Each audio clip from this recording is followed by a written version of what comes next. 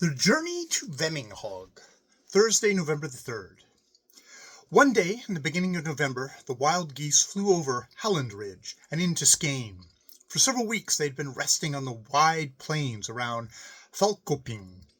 As many other wild goose flocks also stopped there, the grown geese had had a pleasant time visiting with old friends, and there had been all kinds of games and races between the younger birds. Niels Holgersson had not been happy over the delay in Westergotland.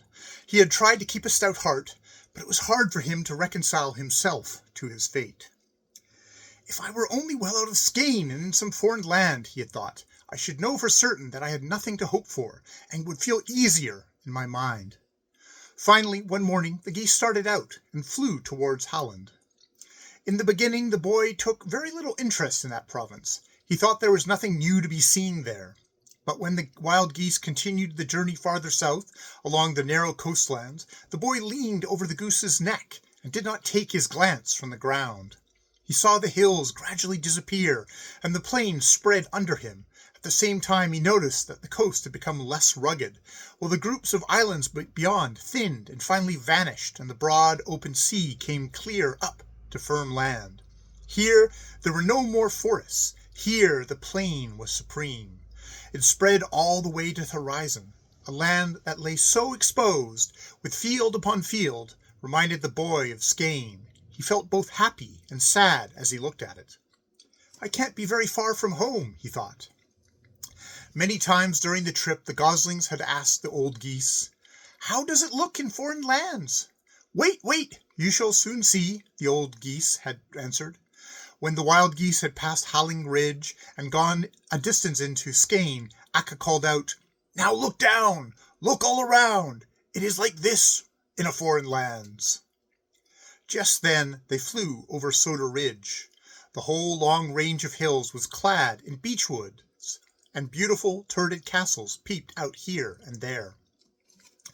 Among the trees grazed roebuck, and on the forest meadow romped the hares. Hunters' horns sounded from the forests. The loud baying of dogs could be heard all the way up to the wild geese. Broad avenues wound through the trees, and on these ladies and gentlemen were driving in polished carriages or riding fine horses. At the foot of the ridge lay Ring Lake, with the ancient Bosjo cloister on a narrow peninsula. Does it look like this in foreign lands? Asked the goslings. It looks exactly like this, wherever there are forest-clad ridges, replied Akka. Only one doesn't see many of them. Wait, you shall see how it looks in general. Akka led the geese farther south to the great Skane plain.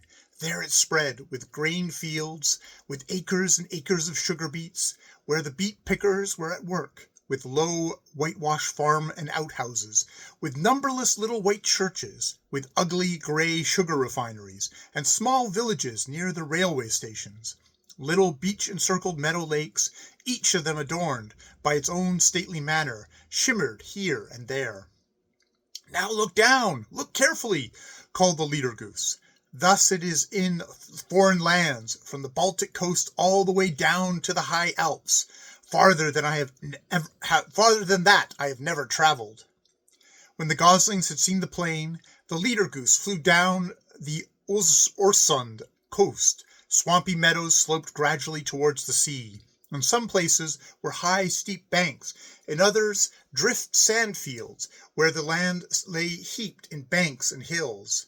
Fishing hamlets stood all along the coast, with long rows of low, uniform brick houses, with a lighthouse at the edge of the breakwater, and brown fishing nets hanging in the drying yard. Now look down, look well! This is how it looks along the coasts in foreign lands. After Akka had been flying about in this manner a long time, she alighted suddenly on a marsh in Vmnghg township, and the boy could not help thinking that she had travelled over Skane, just to let him see that his was a country which could compare favourably with any in the world. This was unnecessary, for the boy was not thinking of whether the country was rich or poor. From the moment that he had seen the first willow grove, his heart ached with homesickness.